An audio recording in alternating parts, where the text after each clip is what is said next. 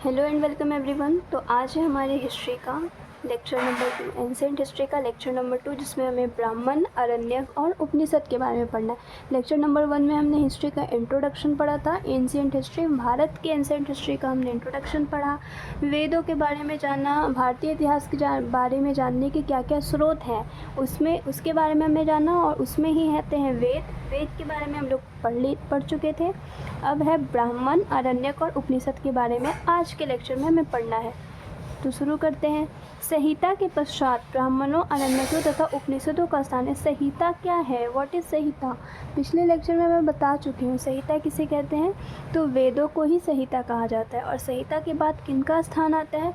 तो ब्राह्मण का, फिर आरण्यक का, फिर उपनिषद का। और ये आपको बिल्कुल एज इट इज़ याद रखना है कि वेद, ब्राह्मण, आरण्यक, उपनिषद, ये इसी तरीके से याद रखना है।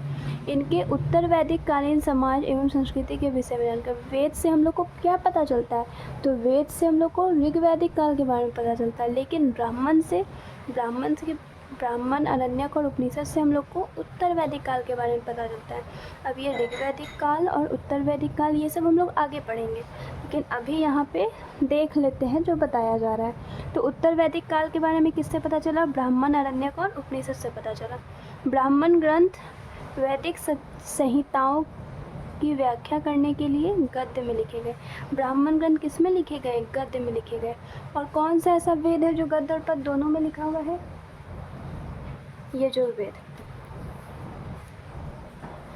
यजुर्वेद गद्य और पद्य दोनों में लिखा हुआ है। और ब्राह्मण ग्रंथ सिर्फ और सिर्फ गद्य में लिखा हुआ है। और गद्य में लिख के ये क्या करता है? तो ये संहिताओं की व्याख्या करता है। संहिता यानी कि वेदों की व्याख्या कौन करता है? ब्राह्मण ग्रंथ करता है। प्रत्येक संहिता के लिए अलग अलग ब्राह्मण ग्रंथ है, जो यहाँ पे दिया हुआ है। ऋग्वेद का ब्राह्मण ग्रंथ का नाम है ऐतरेय और कौशितकी।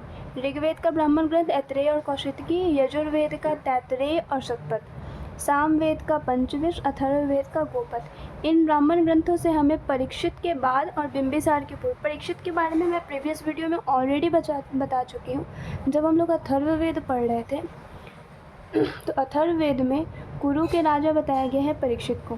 तो ये परीक्षित तक का समय तो हम लोग अथर्ववेद में पढ़ लिए। अब उसके बाद, परीक्षित के बाद का समय हमें किसमें पढ़ना है? ब्राह्मण ग्रंथों में पढ़ना है। और बिंबिसार से पूर्व का समय, बिंबिसार के बारे में हम लोग कब पढ़ेंगे? बाद वाले वीडियोस में जानेंगे हम लोग। बिंबिसार आगे आएगा। हर्यक वंश में, मगध यूनिवर्सिटी का सबसे पहला वंश हर्यक वंश में आता है Bimbisara, founder of Haryanka dynasty. ठीक है। ऐतरेय में राज्याभिषेक। ऐतरेय किसका ब्राह्मण ग्रंथ है? ऋग्वेद का ब्राह्मण ग्रंथ है ऐतरेय, जिसमें हम लोग को क्या पता चलता है? राज्याभिषेक के नियम और कुछ प्राचीन राजाओं के नाम। शतपथ ब्राह्मण में, शतपथ ब्राह्मण किसका ब्राह्मण ग्रंथ है? यजुर्वेद का ब्राह्मण ग्रंथ। इसमें क्या पता चलता है? तो शतपथ ब्राह्मण में गांधार, शल्य, कैकय, कुरु, पांचाल, कौशल, विदेह आदि के राजाओं का उल्लेख मिलता। ये जो इतने सारे नाम मैंने अभी लिए, गांधार, शल्य, कैकय, कुरु, पांचाल, कौशल, ये सब क्या है? तो ये सब महाजनपद है। और इन महाजनपद के राजाओं के बारे में जानकारी किससे मिली हमें? शतपथ ब्राह्मण से मिली। वैदिक साहित्य में ऋग्वेद के बाद किसका स्थान? ऋग्वेद के बाद आता है शतपथ ब्राह्मण। आरण्यक में यज्ञ से जुड़े कर्म कांडों की दार्शनिक और प्रतीकात्मक अभिव्यक्ति है। आरण्यक, वेद आया, वेद के बाद ब्राह्मण, ब्राह्मण के बाद आरण्यक। वैदिक साहित्य में ऋग्वेद के बाद शतपथ ब्राह्मण का स्थान है। ऋग्वेद आया, उसके बाद शतपथ ब्राह्मण आया। आरण्यक में यज्ञ से जुड़े कर्म कांडों की दार्शनिक और प्रतीकात्मक अभिव्यक्ति है। यज्ञ से जुड़े कर्म कांडों के बारे में हम लोग एक वेद में भी पढ़े थे, प्रीवियस वीडियो में मैं बताई हूँ। कौन सा वेद था वो था हमारा यजुर्वेद। और आरण्यक में भी हम लोग यज्ञ से जुड़े कर्म कांडों के बारे में पढ़ते हैं। उपनिषदों की संख्या, अब वेद हो गया, ब्राह्मण हो गया, आरण्यक हो गया, उसके बाद है हमारा उपनिषद। उपनिषद टोटल कितने हैं? तो total number of Upanishad are 108। Total 108 Upanishad हैं, जिसमें से 13 को मूलभूत उपनिषद, फंडामेंटल उपनिषद, बेसिक उपनिषद माना गया है।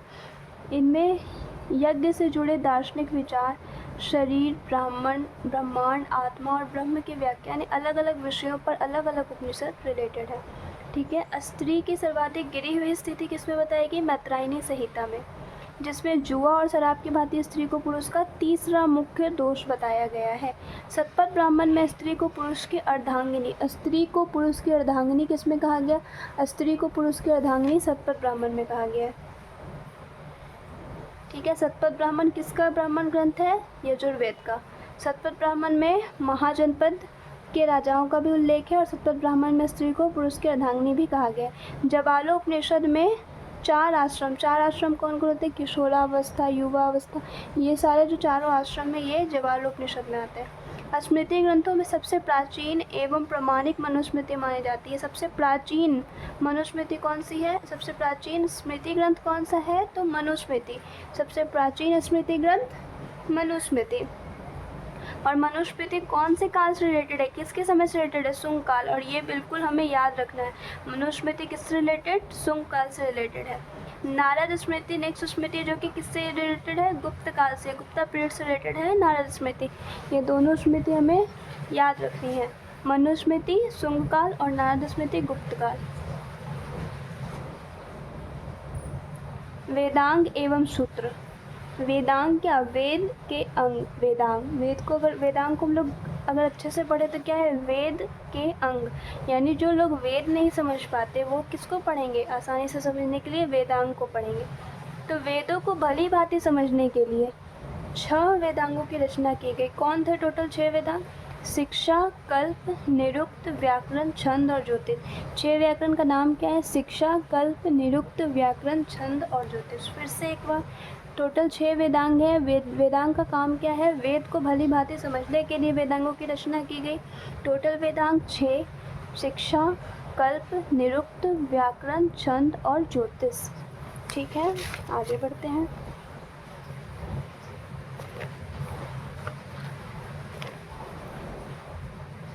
वैदिक साहित्य को अक्षुण्ण बनाए रखने के लिए सूत्र साहित्य का प्रणयन किया गया।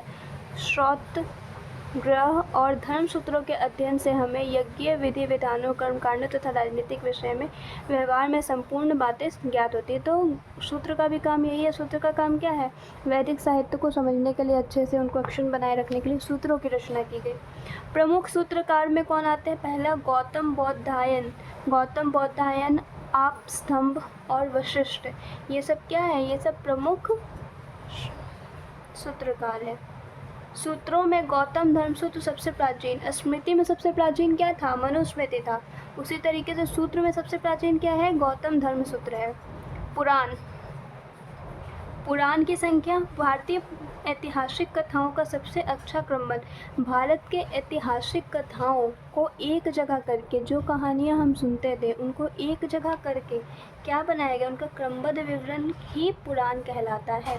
इसके रचयिता कौन थे? लोमहर्ष और लोमहर्ष के पुत्र उग्रश्रवा। तो पुराणों के रचयिता लोमहर्ष, ऋषि लोमहर्ष और उनके पुत्र उग्रश्रवा पुराणों के रचयिता थे। इनकी संख्या 18 है। पुराणों की संख्या 18। उपनिषदों की संख्या कितनी थी? उपनिषदों की संख्या 108 थी। पुराणों की संख्या 18 है, जिनमें से केवल 5 मत्स्य, वायु, विष्णु, ब्राह्मण एवं भागवत में ही राजाओं की वंशावली पाई जाती है। तो राजाओं की वंशावली केवल 5 पुराणों में पाई जाती है। मत्स्य पुराण, वायु पुराण, विष्णु पुराण, ब्राह्मण पुराण और भगवत पुराण। ठीक है। पुराणों में मत्स्य पुराण सबसे पुराना और प्रामाणिक है। और मत्स्य पुराण किस वंश से संबंधित था? तो मत्स्य पुराण आंध्र सातवाहन वंश से संबंधित था। ये भी याद रखने वाली बात है। मत्स्य पुराण आंध्र सातवाहन वंश से संबंधित था। विष्णु पुराण किससे संबंधित था? मौर्य डायनेस्टी से, मौर्य वंश से। ठीक है। अधिकतर पुराण सरल संस्कृत श्लोक में लिखे गए हैं। स्त्रियों तथा शूद्र जिन्हें वेद पढ़ने की अनुमति नहीं थी, तो जो लोग वेद नहीं पढ़ सकते थे जैसे कि स्त्री और शूद्र, वो लोग भी पुराण पढ़ सकते थे। पुराणों का पाठ पुजारी मंदिरों में किया करते थे। ठीक है, तो पुराण को पुजारी मंदिरों में पढ़ते थे। सामाजिक एवं सांस्कृतिक दृष्टि से अग्नि पुराण का काफ़ी महत्व है, जिसमें राजतंत्र के साथ साथ कृषि संबंधी विवरण भी दिया गया है। अग्नि पुराण का काफ़ी महत्व है। क्यों महत्व है? क्योंकि इसमें राजतंत्र के बारे में तो बताया ही गया है और साथ साथ कृषि संबंधी विवरण भी दिया गया है। तो अग्नि पुराण एक ऐसा पुराण है जिसमें हमें राजतंत्र के बारे में भी पता चलता है और कृषि के बारे में भी पता चलता है। अब है बौद्ध, जैन और अन्य साहित्य। बौद्ध साहित्य, जैन साहित्य और अन्य अलग अलग साहित्य के बारे में हमें जानना है। नेक्स्ट टॉपिक है हमारा ये, देखते हैं इसे। जातक कौन सा ग्रह है? जातक किसका ग्रंथ है? तो जातक बौद्ध धर्म का ग्रंथ है। जातक बौद्ध धर्म का और आगम जैन धर्म का, और इन दोनों में हम काफ़ी कंफ्यूज हो जाते हैं। तो याद रखना है कि ज से जैन है और ज से जातक, तो ज वाले में ज को नहीं मैच करना है, तो जातक ज का नहीं होगा यानी जैन का नहीं होगा। जातक किसका? बौद्ध धर्म का, और जैन धर्म का है आगम। आगम जैन धर्म, जातक बौद्ध धर्म। तो जातक में है क्या? तो भगवान बुद्ध के पूर्व जन्म की कहानी वर्णित है। जातक में हमें क्या पढ़ना है? जातक में भगवान बुद्ध की पूर्व जन्म की कहानियाँ। हीनयान का प्रमुख ग्रंथ है कथावस्तु। भगवान बुद्ध का बौद्ध धर्म 2 भाग में टूट गया था, हीनयान और महायान में। किसके समय टूटा था? अजातशत्रु के समय टूटा। सब आगे पढ़ना है, डिटेल में पढ़ेंगे आगे। तो बौद्ध धर्म 2 पार्ट्स में टूट गया था, 2 शाखाओं में टूट गया था, हीनयान और महायान। जिसमें से हीनयान का एक प्रमुख ग्रंथ है कथावस्तु, जिसमें महात्मा बुद्ध का जीवन चरित्र अनेक कथानकों के साथ वर्णित है। ठीक है, तो कथावस्तु किसका? हीनयान का। जैन साहित्य को आगम भी कहा जाता है। जैन धर्म का प्रारंभिक इतिहास किस में मिलता है? कल्पसूत्र में मिलता है हमें। जैन ग्रंथ भगवती सूत्र में महावीर के जीवन कृत्यों तथा अन्य समकालीनों के साथ उनके संबंधों। ठीक है, तो जैन धर्म का प्रारंभिक इतिहास, जैन धर्म का शुरुआत कैसे हुआ, उनके शुरुआत का सारा हिस्ट्री हमें किस में मिलता है?